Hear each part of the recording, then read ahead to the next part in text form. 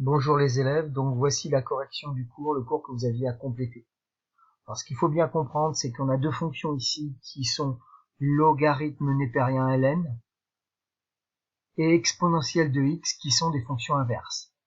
Je m'explique, si je prends une variable x et je lui applique ici la fonction exponentielle, d'accord, j'ai bien trouvé y. Donc là, j'ai exponentielle de x.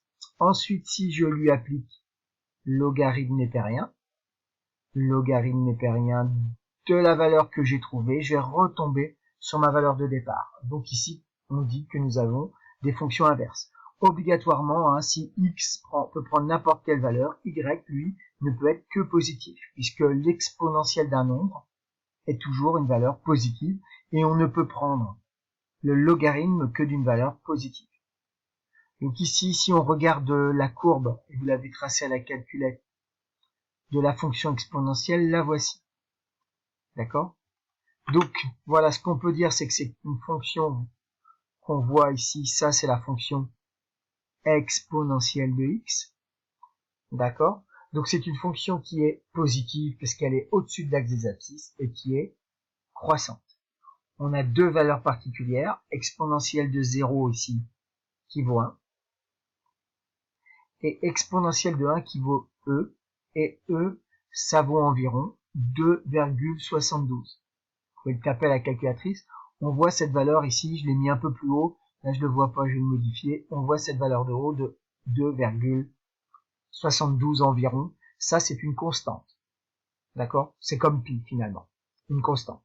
Alors, on constate que pour tout x, exponentielle de x est positive. D'accord? Une valeur exponentielle est toujours positive. Donc, on voit dessous les propriétés donc que nous avions découvert dans les activités, qui sont ici. Logarithme de exponentielle de x, c'est x, puisque les fonctions logarithme exponentielle sont des fonctions inverses. Et de la même façon, exponentielle de log de x, ça nous donne x. Les propriétés sont les suivantes. Quand on multiplie deux exponentielles, il suffit d'additionner leurs exposants.